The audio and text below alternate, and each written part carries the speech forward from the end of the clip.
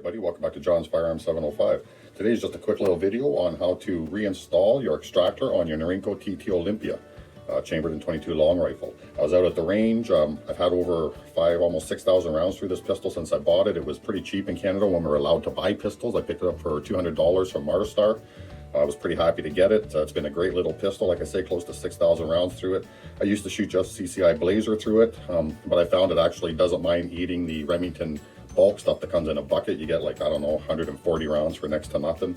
Anyway, so I'm out at the range, I'm clinking away, everything's great. And one of the shots, it made a funny, just a little light popping noise, not like your average sound from a .22 long rifle. And when I looked, what happened was the rim of the .22 cartridge had actually burst out the side right where my extractor was, and it pushed my extractor out and the rest of the parts flew out. I was lucky, I was able to find all the parts on the ground at the range.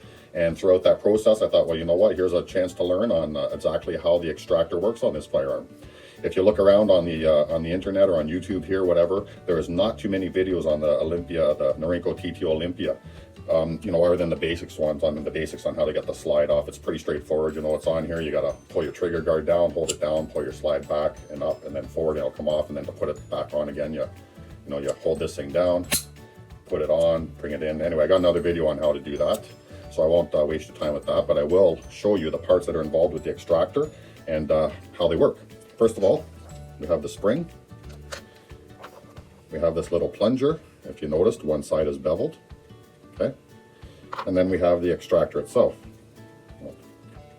So that's the extractor. Of course, you got the edge that grabs the edge of our casing, and then you have this other little drop down part. That's when it's in here. That little drop down part lines up with a little hole inside here. I don't know if I can show you it in there. Let's see if we can get some light in there. See that little hole at the back? That's where that drop down part goes into. Then of course the spring goes down further. So if you have a Ruger 1022 and you've ever taken that bolt apart and the extractor, the setup on this is virtually the same. The only difference on this one is, like I say, you have this little bevel on the plunger, and that basically lines up like this when it's reinstalled, okay? So I'll go ahead and reinstall it, and I'll show you the easiest way that I found how to put it in altogether. First, of course, we're gonna wanna, if it's out already, you might as well clean it out really good in the groove there. I had quite a bit of gunk in there after 6,000 rounds. I mean, it's been said that you don't want to take these things apart unless you have to. Parts are pretty much impossible to get, as well as they say it's a precision firearm. So anyway, that being said, we just go and put our spring in there like that. We're going to take our plunger, we're going to put it in, keeping in mind this beveled part. Okay, that beveled part is going to be facing inward towards your bolt face. So we'll just go ahead and put that in the spring with the beveled side facing the bolt face, okay?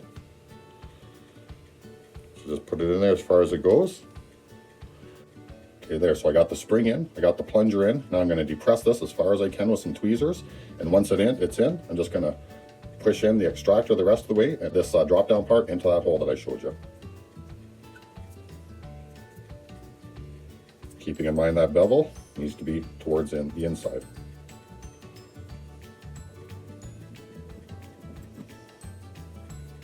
Okay, got it kind of locked in place there. I'll grab my extractor part, put it in, pull out my tweezers, and simply push it back, and there we go, it dropped in place. Okay, it's simply that easy. Give it a little check, make sure it's functioning good.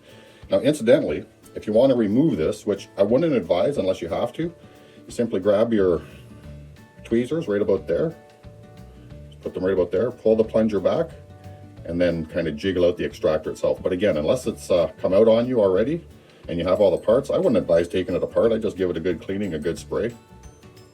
But that's it, guys. It's back in place. It's just that easy. Thanks for watching. Hit the like button, hit the subscribe button, hit the share button. And as always, have fun, be safe, peace out, cause no harm. And before the government in Canada here changes more rules, get out to the range.